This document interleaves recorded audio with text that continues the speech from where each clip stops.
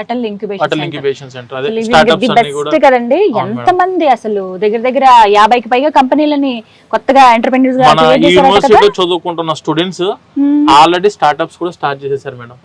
20 students they have started the startups at the time of their education. ఇంకా final year out pass అవ్వకుండా నెలకు 50,000 నుంచి ₹1,00,000 సంపాదిస్తాం మన students.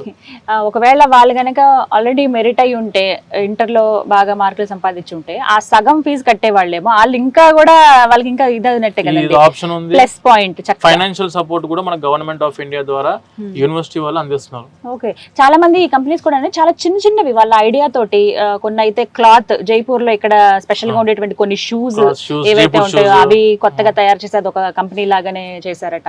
ఇంకా కొంతమంది ఫుడ్ ఐటమ్స్ కావచ్చు, ఇలాంటివి ఏమన్నా కొంచెం క్రియేటివ్ గా ఇన్నోవేటివ్ గా ఆలోచిస్తే గవర్నమెంట్ నుంచి వచ్చేటువంటి సపోర్ట్ యూనివర్సిటీ పిల్లలకు అందిస్తుందండి. దాని ద్వారా వాళ్ళు 5 crores ఫండింగ్ కూడా రిలీజ్ అయింది మేడం.